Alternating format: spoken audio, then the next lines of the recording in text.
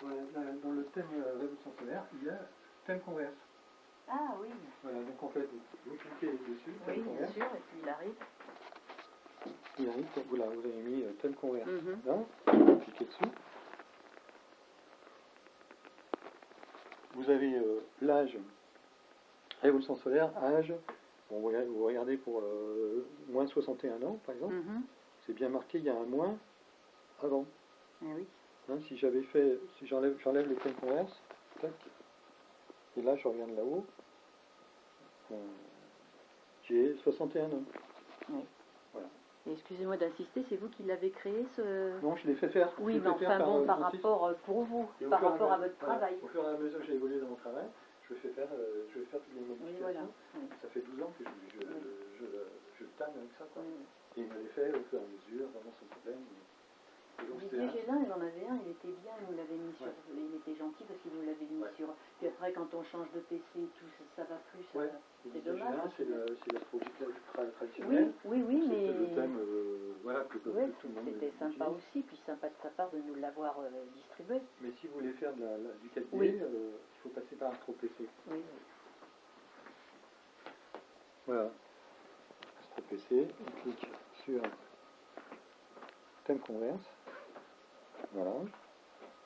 Et ensuite, je vais obtenir... Parce que j'avoue que le sien, AstroQuick, je l'ai repris cette année. D'ailleurs, vous en avez parlé, Jacques. Hein, je vous avais dit, je ne sais pas si je le reprends, si je le reprends pas, mais j'ai plus rien après. Écoutez, là, on peut voir la date, 1892. Ah oui. Donc on est bien sur moins 61 ans par rapport à la date de naissance qui est 1954. Ça ne nous rajeunit pas. Donc c'est des choses qui se passent. On n'était pas prévus, nous, là. Si, justement. Oui, enfin, oui. Donc c'est des choses étranges. Mais c'est vrai que c'est intéressant de regarder ce qui se passait à cette époque-là aussi. Aussi, ça peut. Mais ça varie selon le moment de l'année.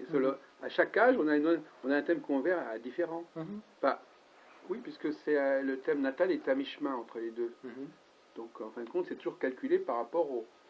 C'est une forme d'astrologie horaire, enfin c'est calculé par rapport au moment de la consultation quasiment. Le thème natal, c'est l'éternel ici et maintenant. Voilà.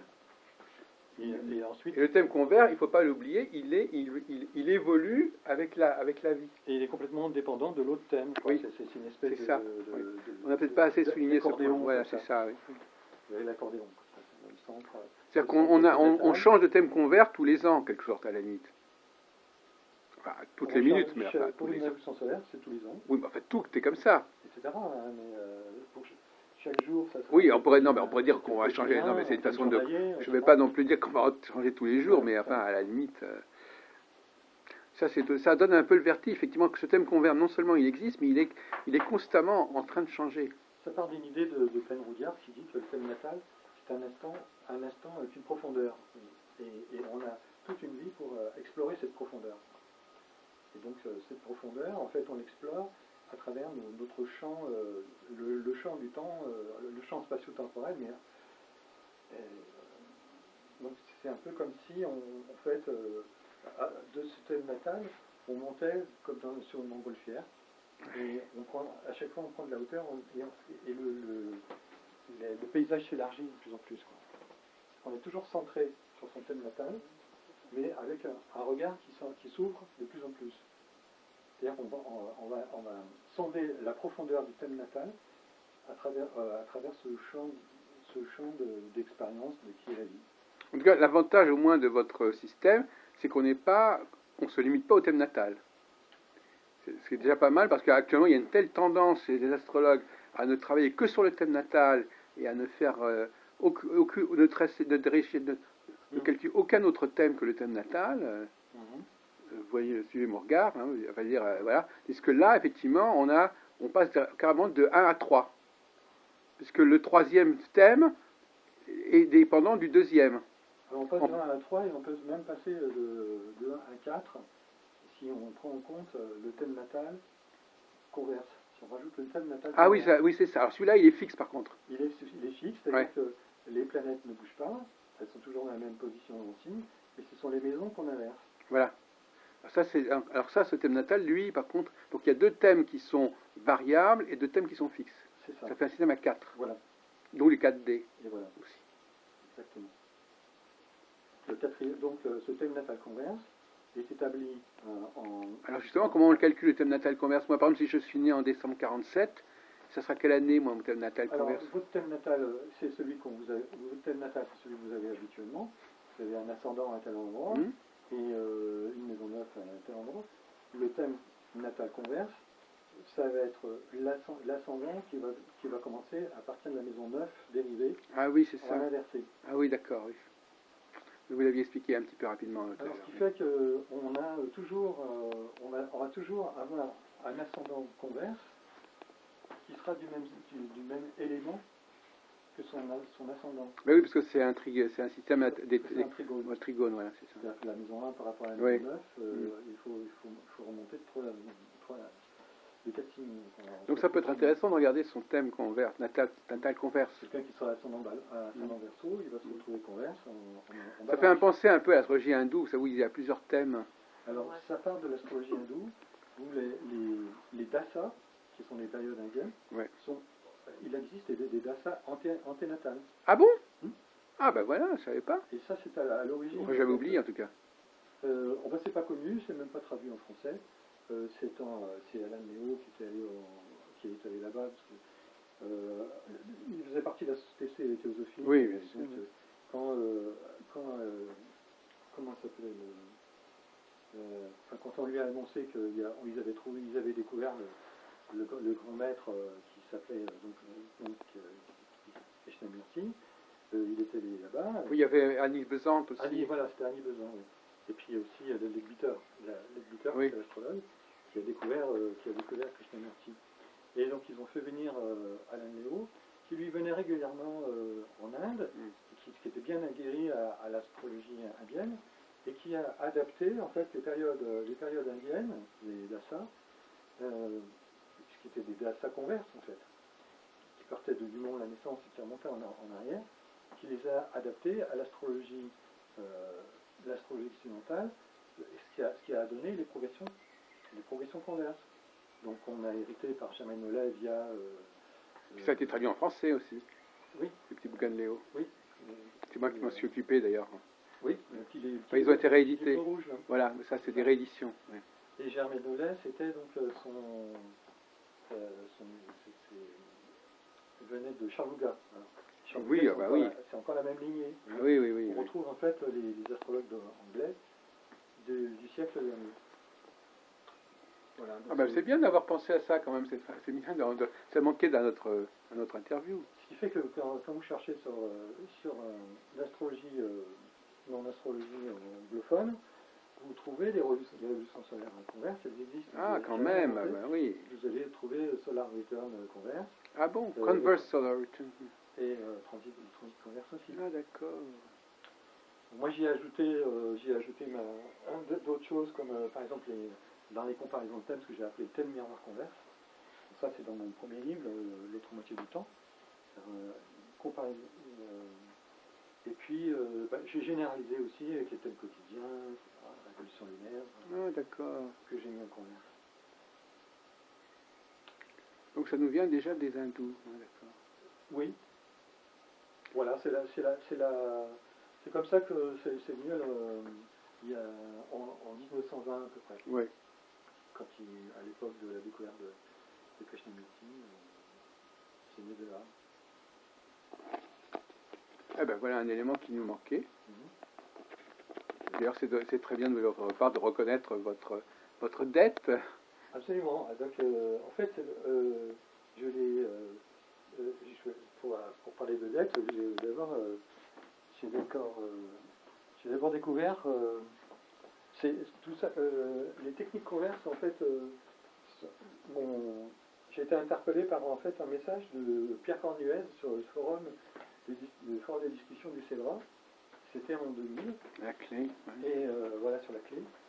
Et Pierre Cornuez avait expliqué que sur un exemple précis, que si on utilisait les transits régressés, on obtenait aussi un résultat très, très intéressant. Alors on lui a demandé, mais c'est quoi un transit régressé là? En fait, c'était ce que moi j'appelle maintenant le transit converse.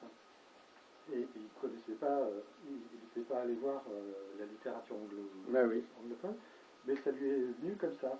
J'ai regardé dans son thème, le jour où on a découvert ça, le soleil venait de transiter sur son Uranus. Ah oui. Et c'est un verso natal. C'est le verso natal. Donc, voilà, de temps en temps, Pierre il lançait des perles, comme ça, puis après, il passait à autre chose. Mais malgré tout, les dassas, c'est pas vraiment... Enfin, l'histoire de découper le temps en 7 ou 8 sections, c'est pas entrer complètement... Vous le faites pas, vous, ça. C'est pas entrer dans les mœurs, cette idée de... Il faudrait que ça corresponde à une réalité astronomique, mais je veux dire que moi, je trouve que l'idée est intéressante quand même de... quelque part... parce qu'il y a tellement de facteurs, n'est-ce pas? Les astrologues hindous, ils sont pas idiots non plus.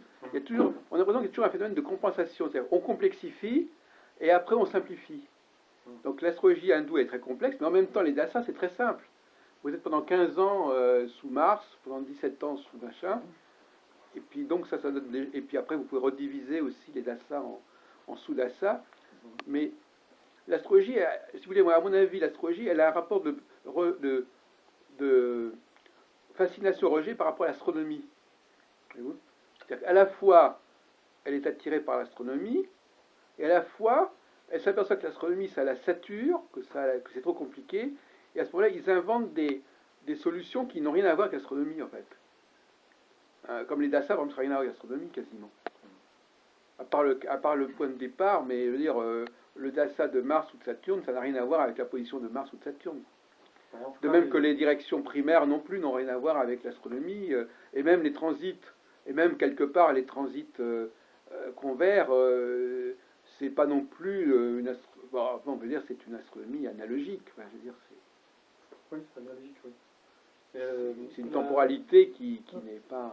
L'astrologie hindoue, tous les astrologues hindous utilisent régulièrement les périodes indiennes. Oui, mais justement, mais ils les utilisent, mais en même temps, ça c'est au moins c'est simple, ça. Les périodes converses, les dassas converses, oui. C'est même pas écrit dans les bouquins. Ah oui, d'accord. C'est lui qui l'a lu en oral. Oui. Et donc c'est pour ça que c'est pas utilisé. Donc les dassas converses, ça veut dire que par exemple, les 7 premières années avant ma naissance, voilà, des choses comme ça. C'est ça. Oui, mais alors, attendez, parce que je vais essayer de revenir. Donc, qu'est-ce que ça m'importe, moi, de savoir qu'il y avait un DAS? Elles sont les 7 avant la naissance en résonance avec les 7 d'après, avec les 7 normales. Quand même. Oui, mais elles sont. C'est pas symétrique le calcul des DAS? Alors quand... C'est en miroir. Oui, mais alors ça sera pas les mêmes configurations. Ah, je ne sais pas. Parce que je me pose la question, si on part en sens inverse, non, parce que normalement non, effectivement. On peut non, mais on peut être né effectivement avec un moment au début du dassa de Mars, mais avant le dassa de Mars, il y avait le dassa de Saturne, donc il n'y a pas de symétrie.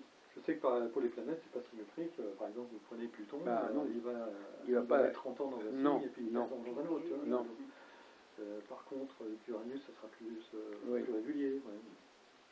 Non, mais il y a un panachage à la fois d'astronomie et d'une espèce d'astrosophie. L'astrologie, c'est pas que de l'astronomie. Hein. Non, c'est Germain Nolet qui disait c'est à la fois une science, un art et une philosophie.